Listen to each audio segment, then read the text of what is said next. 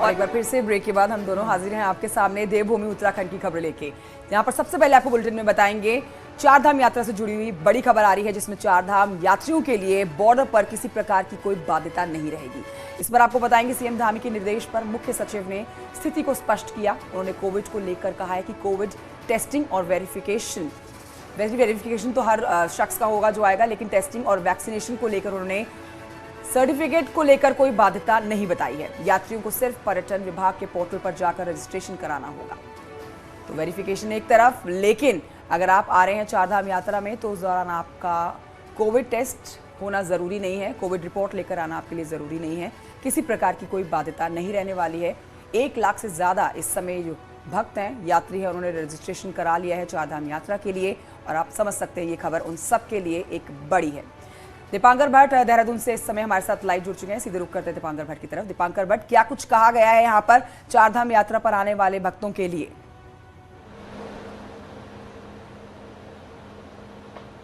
बिल्कुल कंचन, सबसे अहम बात यही है कि चार धाम में जो भी यात्री आएंगे उनका ना तो कोविड टेस्ट होगा और ना उनको अपनी आरटीपीसीआर रिपोर्ट दिखानी होगी। जिस तरीके से तमाम राज्यों में अभी से कुछ महीनों पहले तक, अभी भी कई राज्यों में यह व्यवस्था है कि आपको आरटीपीसीआर रिपोर्ट 72 घंटे पहले की आपकी नेगेटिव होनी चाहिए, तभी आपको एंट्री मिलेगी। लेकिन चार धाम यात्रा को लेकर सरकार ने बिल्कुल स्पष्ट कर दिया है कि ऐसा कोई भी काम नहीं होगा। आप आराम से उत्तराखंड आ सकते हैं, चार धाम में की यात्रा में आ सकते हैं।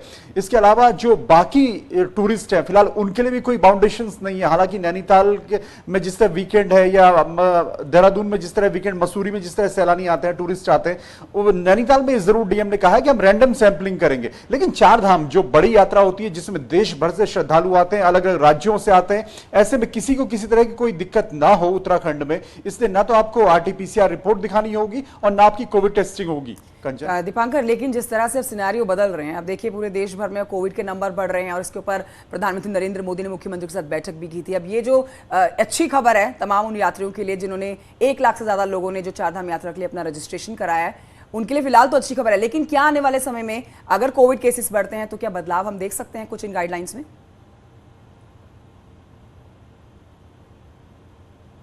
हाँ बिल्कुल कंचन, अगर कोविड की स्थितियां बिगड़ती हैं, केसेस देवभूमि में बढ़ते हैं, दूसरे राज्यों में केसेस तेजी से बढ़ते हैं, तो जाहिर तौर पर सरकार उसको लेकर भी फैसला लेगी। लेकिन एक कंफ्यूजन जो पिछले 2 सालों में लगातार यहां पर दिखा था जब कोविड की फर्स्ट वेव सेकंड वेव आई थी, क्योंकि यात्रा तब भी तय वक्त पर शुरू नहीं हो पाई थी। कपाट जरूर खुले थे 2020 में भी, लेकिन यात्रा जुलाई में शुरू हुई और जुलाई में भी यात्रियों को परमिशन नहीं थी, सिर्फ मंदिर के कपाट खुले थे। इसी तरह हमने 2021 में देखा सितंबर में शुरू हुई, 50 दिन यात्रा पिछले साल चली। इसलिए इस बार यात्रा का शुरुआती मैसेज खराब ना हो, लोगों को कहीं पर कोई दिक्कत ना आए, जो तीर्थ पुरोहित है वहां पर दिक्कत ना आए, क्योंकि तमाम लोगों का कारोबार इससे जुड़ा हुआ होता है। ऐसे में अभी तक जो हालात है उसमें सरकार का यह कहना है कि आपको ना तो रिपोर्ट लानी है और ना आपकी कोविड टेस्टिंग होगी। लेकिन हां, अगर भविष्य में केस बढ़ते हैं तो जाहिर तौर पर सरकार किसी की भी जान को खतरे में डालना नहीं चाहेगी और तब पाबंदियां अगर लागू होंगी तो वो भी सबके सामने होगा। दीपांकर, बहुत शुक्रिया आपका फिलहाल की जानकारी के लिए।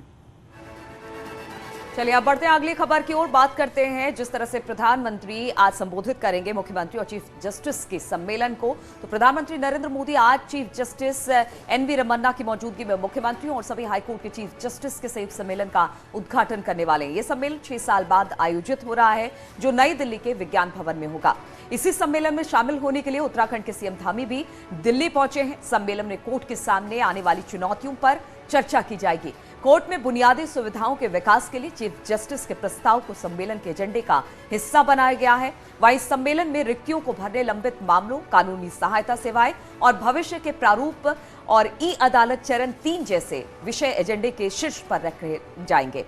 सीएम धामी ने कहा कि उत्तराखंड में न्यायपालिका और कार्यपालिका के बीच अच्छा समन्वय है। न्यायपालिका ने जो भी सरकार को सुझाव दिए हैं, सरकार ने उन पर काम किया है। वहीं सीएम ने कहा कि लंबित मामलों को जल्द निपटाने का कोर्ट से कई बार अनुरोध किया है। अच्छा समन्वय है कार्यपालिका और न्यायपालिका के बीच में, और वहाँ पर न्यायपालिका ने जो भी सरकार से अपेक्षा की है या जो भी उन्होंने अच्छे काम किए, हमने पूरा सहयोग दिया है। उन्होंने लोगों के सुझाव लेने के लिए, लोगों के सहायता के लिए जो वहाँ पर बेंच चलाई हैं, अनेकों काम किए हैं। हम चाहते हैं कि चूँकि राज्य में हमारे यहाँ पर बहुत सारे मामले, जैसा आपने कहा, उन सभी का जल्दी निस्तारण हो, इसका अनुरोध हम लोग बार बार करते रहे हैं। और बाकी कल की जो बैठक होगी उस बैठक में और भी जो सुझाव आएंगे, जो मंथन होगा, चिंतन होगा, उसके अनुसार आगे काम करेंगे। तो उत्तराखंड में चारधाम यात्रा को लेकर वेरिफिकेशन अभियान चल रहा है। दिल्ली पहुंचे सीएम धामी के एक सवाल के जवाब में कहा गया उनकी तरफ से वेरिफिकेशन किसी धर्म विशेष के खिलाफ नहीं चल रहा है। सीएम धामी ने कहा कि बीजेपी हमेशा सबका साथ सबका विकास की बात करती है। उत्तराखंड के धर्म और संस्कृति के हित में जो भी करना पड़ेगा वो किया जाएगा। काम देश की आज़ादी से लेकर अब तक कोई पार्टी करती रही है तो उस पार्टी का नाम कांग्रेस पार्टी है। हम तो सबका साथ सबका विकास, सबका विश्वास, सबका प्रयास, इस पर विश्वास करते हैं। इसी मंत्र को लेकर आगे बढ़ रहे हैं और उत्तराखंड धर्म, संस्कृति और अध्यात्म का केंद्र है, वो बचा रहे, कानून व्यवस्था रहे, उसके लिए हमने शुरू। और केंद्रीय वन मंत्री भूपेंद्र यादव ने शुक्रवार को देहरादून में मुख्यमंत्री पुष्कर सिंह धामी से मुलाकात की। सीएम हाउस में दोनों नेताओं की मुलाकात हुई। मुख्यमंत्री धामी ने मुलाकात के बाद कहा कि फॉरेस्ट क्लियरेंस समेत कई मुद्दों पर बात हुई है, जिन पर केंद्रीय वन मंत्री ने सकारात्मक रुख दिखाया है। मुख्यमंत्री ने कहा कि हमने जंगलों में लग रही आग को काबू करने पर बातचीत की है।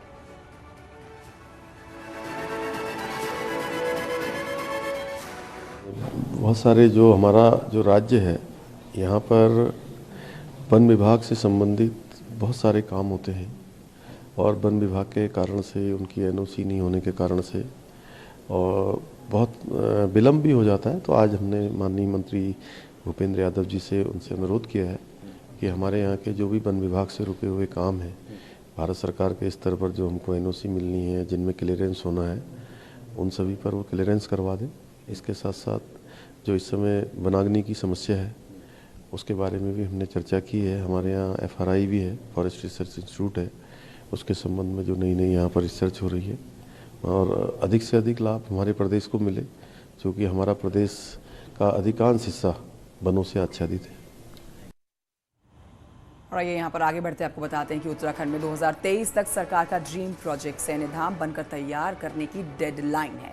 लेकिन हैरानी की बात यह है कि सैन्यधाम के लिए आज तक एक भी ईंट नहीं रखी गई।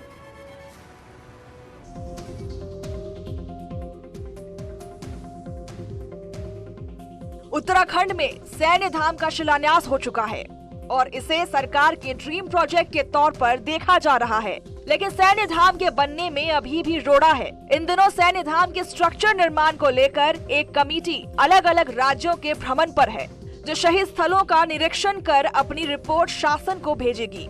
उधर सैन्यधाम के लिए पहली किश्त के तौर पर 15 करोड़ रुपए जारी हो चुके हैं, लेकिन अधिकारियों की लापरवाही के चलते काम अभी शुरू तक नहीं हुआ। और अधिकारियों की जो मानसिकता है, उनको लगता था कि साहब शायद बीजेपी की सरकार नहीं आएगी। 10 तारीख जब जो पैसा हमने रिलीज किया था 15 करोड़ रुपया पहली किस्त, 10 तारीख को जब लगा कि बीजेपी जीत गई तो 11 तारीख को उन्होंने ट्रांसफर किया और बहुत जल्दी एक टीम हमने बाहर अन्य स्थलों का अध्ययन करने के लिए एक टीम भेजी भी है। एक हफ्ते की टीम भी लौट के आ जाएगी, युद्धस्तर पर इस काम को करेंगे और 2023 तक किसी भी कंडीशन में हम इसको पूरा करके देंगे, ये हमारा संकल्प है। इसमें 2 इश्यूज रह गए हैं। एक तो रास्ते को जो पहुंच मार्ग है उस पर निर्णय लेना है। दूसरा है कि इसका जो फाइनल डिज़ाइन, उसके लिए एक टीम गई हुई है विभिन्न सौर स्थलों का भ्रमण करने के लिए, वो लौट के आएगी। आर्किटेक्ट भी उनके साथ गए हैं। फिर वो फाइनल इसका एक प्रेजेंटेशन बना करके जो कमेटी बनी है उच्च स्तरीय, उनके सामने प्रेजेंटेशन होगा। सैन्यधाम के लिए एक और समस्या भी है। ये भी अभी साफ नहीं हो सका है कि धाम के लिए रास्ता कहां से निकाला जाएगा, क्योंकि रास्ते को लेकर स्थानीय लोगों के साथ जमीन खरीद का मसला नहीं सुलझा है। नहीं, लैंड का कोई इशू नहीं है। जो जहां सैन्यधाम बनना है वो सब बिल्कुल क्लियर हो चुका है। जो केवल रास्ते का थोड़ा सा है वो दूसरे किसी की लैंड है, उसे एक्सचेंज करके वो भी जल्दी से हल कर लिया जाएगा। सैन्यधाम शहीदों के परिवारों की आस्था से जुड़ा हुआ है और पीएम के ड्रीम प्रोजेक्ट में से एक है। ऐसे में इसे हर हाल में पूरा करना सरकार की प्राथमिकता है, लेकिन 1 साल से भी कम में पूरा करना एक बड़ी चुनौती है। न्यूज़ 18 के लिए देहरादून से भारती सकलानी अनियाल की रिपोर्ट। और अब बात करते हैं केदारनाथ धाम की। तो 6 मई से केदारनाथ धाम के कपाट खुलने हैं। तैयारियों का दौर जारी है। केदारनाथ मंदिर के रावल भीमाशंकर लिंग भी कर्नाटक से उत्तराखंड पहुंच चुके हैं। शुक्रवार को रावल भीमाशंकर लिंग ने मुख्यमंत्री पुष्कर सिंह धामी से मुलाकात कर शीतकालीन प्रवास ऊखीमठ को लेकर मुख्यमंत्री से बातचीत की। रावल ने कहा कि प्रधानमंत्री मोदी के नेतृत्व में सड़कों पर काम हुआ है। ऋषिकेश से सोनप्रयाग का सफर पहले से बहुत आसान हो गया है। ओम भद्रं कर्णविष्णुयामदेवा भद्रं पश्येमाक्षव्रजत्राः स्थिरैरङ्गैस्तुष्टुवांशस्तनोभिः विषेमदेवयुतं यदायुः दीर्घमायुः। मुख्यमंत्री जी को हम तो कल साउथ से आ गए। कल हम जाते वक्त नया मुख्यमंत्री जी हो गए हैं और आगे का नीचे का 6 महीने का जो ऊखीमठ में भगवान केदारनाथ निवास करते उसी को यात्रा के बारे में हमने चर्चा की है। कल का तो सभी तो शासन की वजह से करा रहे हैं, इसलिए तो हम पहले रोड तो बहुत अच्छे हो चुके हैं। मोदी साहब ने तो बहुत आनंद दे रहे हैं। 3 घंटे में पहुंच रहे हम ऋषिकेश से, इसलिए हम शिवरात्रि के दिन ही बताए थे। अब नए हो गए, अब उनका तरुण अवस्था में हम 5 साल का जो है हम तो बताते रहेंगे, वो करते रहेंगे। वो भगवान केदारनाथ तो आशीर्वाद देते रहे, यही प्रार्थना। केदार की जो है अनन्य कृपा हमारे प्रदेश पर है और निश्चित रूप से आज भीमालिंगर साहब आए थे, उनका आशीर्वाद मिला है और निश्चित रूप से हम कोशिश करेंगे कि जो है सब हमारी जो यात्रा चल रही है 4 धाम यात्रा सभी आने वाले श्रद्धालुओं के लिए, सभी यात्रियों के लिए, सबके लिए सुगम हो, सबके लिए आसान हो, सबके लिए सुरक्षित हो। उत्तराखंड में 4 IPS ऑफिसर्स के तबादले कर दिए गए हैं। प्रदीप राय SSP अल्मोड़ा बनाए गए हैं। अपर्ण यदुवंशी को SP उत्तरकाशी बनाया गया है। हिमांशु वर्मा को हरिद्वार SP क्राइम और ट्रैफिक की जिम्मेदारी दी गई है, जबकि मनोज कत्याल को अपर पुलिस अधीक्षक रुद्रपुर नियुक्त किया गया है।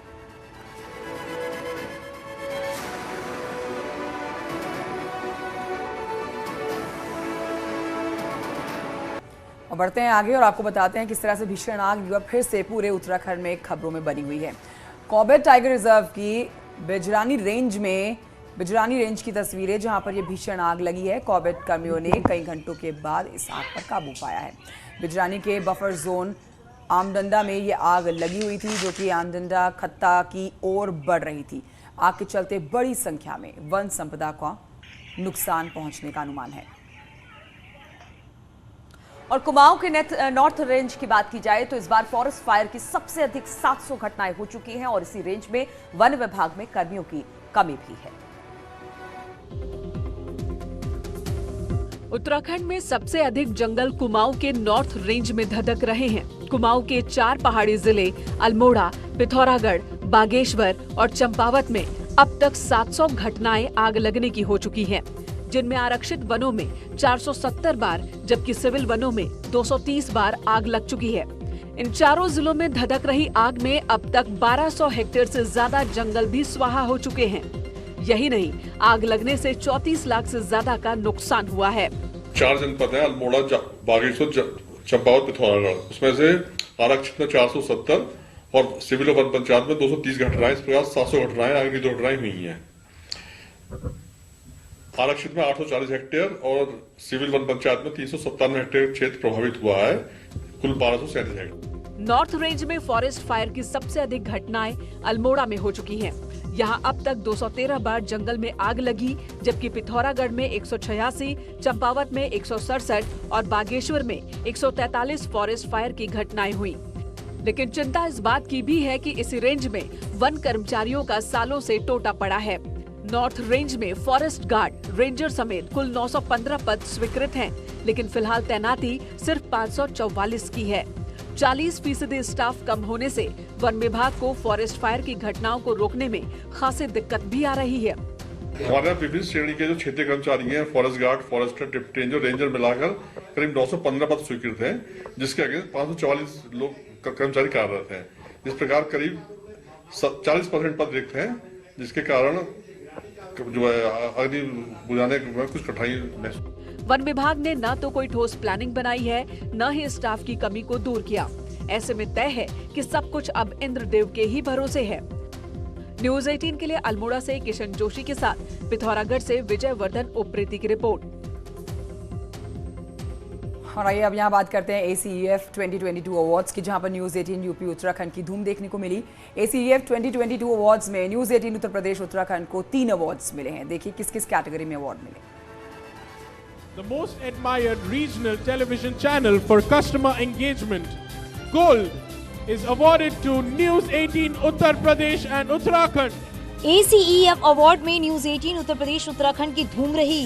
मुंबई में आयोजित अवार्ड सेरेमनी में न्यूज़ 18 उत्तर प्रदेश उत्तराखंड को 3 अवार्ड मिले। Most admired television for customer engagement regional के रूप में न्यूज़ 18 उत्तर प्रदेश उत्तराखंड को गोल्ड अवार्ड दिया गया। Congratulations team. News 18 Uttar Pradesh Uttarakhand को कहता है वोटर कार्यक्रम के लिए भी गोल्ड अवार्ड दिया गया। न्यूज़ 18 उत्तर प्रदेश उत्तराखंड फॉर कहता है वोटर। इसके अलावा न्यूज़ 18 को रेडियो कब्जा कार्यक्रम के लिए न्यूज़ 18 उत्तर प्रदेश उत्तराखंड को सिल्वर अवार्ड दिया गया।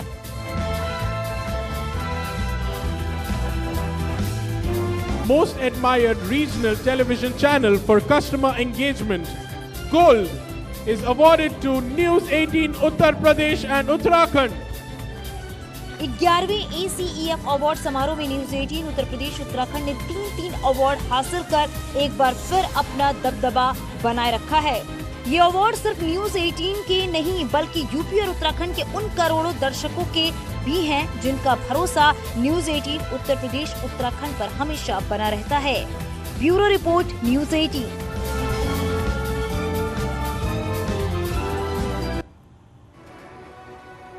और रुकेंगे यहाँ पर छोटे से ब्रेक के लिए, फौरन लौटते हैं।